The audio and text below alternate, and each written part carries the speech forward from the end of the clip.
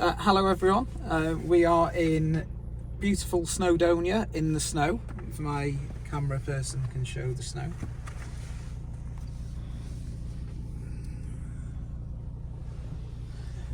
So I just do a very boring video about the Volvo winter mode. Sorry, I've got to do winter mode because it's not really a winter mode. If you look in the Volvo manual, it will say, it doesn't really explain when or why or anything like that, but it does say to start off in third, so of course you need the automatic to do this. So to start off in, so we're in drive now. We see D there, D for drive. D for drive, we go, so we move over, and then if you see we're S for sport mode, we're just gonna press the gear stick until we show 3. Okay, so this is what they call the winter mode. So there's quite a few videos on YouTube that sort of suggest that the car now knows that it is wintry or it's slippery, and the car is going to do different things, and it's going to be using its computers or whatever sensors and things like that it has to help in the snow, but that is not the case. So I sadly I emailed Volvo to confirm this. I said, what does putting it in 3 do, the winter mode in the manual? And they, you know, what else does it do? And then they replied and said, well, what do you mean, what else does it do? And so I replied and said, well, is it just starting off in 3rd gear, like your grandparents would have done in the olden days? And they confirmed, yes, that is all that is happening for the Volvo winter mode. This is unless you have a different model that does have a winter mode, that you press a button and you tell it it's in winter mode, then that might be a different case. But in the very basic, starting off in 3rd, like it says here, in winter mode, that is all it's doing, is starting off in 3rd in the traditional sense that you're in a higher gear and you have less power. So it's just the same as coming out your front door, you stand on your driveway and it's icy underfoot, so you're not going to run, you're just going to take it easy. So that's what starting off in 3rd does. So we're just going to drive up this little track here. I don't expect that we're going to slide or anything. So of course you've got to give it a lot more power to get going. There we go.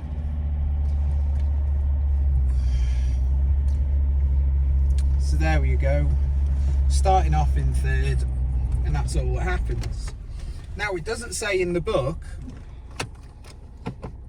what to then do. Do you always stay in 3rd if you're in the snow, or why did you go into 3rd anyway? So of course what Volvo said is, you know, if you can drive normally, just be in D for drive. Only start off in 3rd if you're slipping or if you're struggling. So we're on a bit of a hill here in the snow, but I'm fairly certain that D for drive is going to help. So we're in D for drive now, and we're just going to start off up the hill, no problem at all. That's just my seat belt.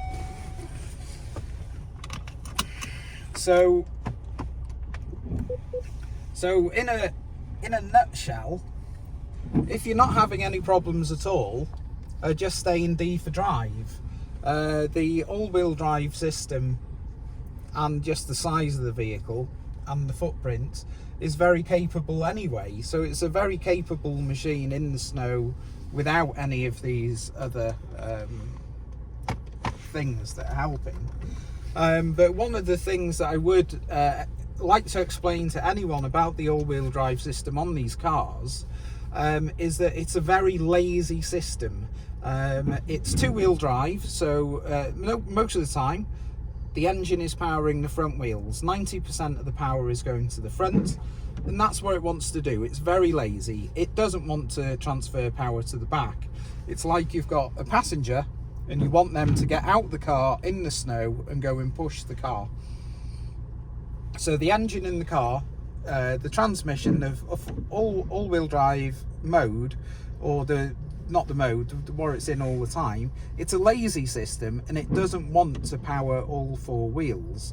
And what you have to do is you have to force it to do so, and it will only transfer power to the back wheels when the front wheels are spinning. Now, a lot of people, like, you know, if someone is a nervous driver or they're not too sure what they're doing, as soon as the front wheels start spinning, they might come off the throttle and stop, and they think they don't have traction. But that's the opposite of what you want to do, because for the power to go to the back wheels, the car needs to sense that the front wheels are spinning. So in that way, in a sense, you need to force the car to start sharing power around all the wheels. And the only way it'll do that is if the front wheels, the normal driving wheels, have lost traction, have started spinning.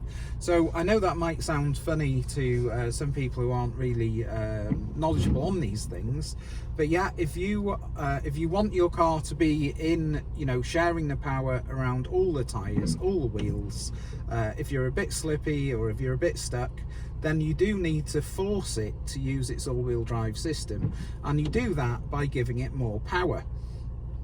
And the key to understanding this, if you go on other videos on YouTube that show all-wheel drive cars on sets of rollers, where three of the wheels have zero traction and there's only one wheel driving, they have to give the car a lot of power before that one remaining wheel will start to drive the vehicle. And there's an interesting bit on there about turning off the traction control mode to help you, because of course with traction control on, when your front wheels start spinning, the car will want to take power away from them, but that is not what you want if you want your all-wheel drive to work correctly. If you want to put power down to the road and try and get through some snow or a slippy situation, then you will see on the intelligent, knowledgeable videos about all-wheel drive on YouTube, you will see that people are turning off the traction control, stability control, and that then lets the system work to its best ability and sharing out the power to any wheels that have traction. Right, that is everything. Thank you for watching. Well done if you've watched till the end, and have a nice day.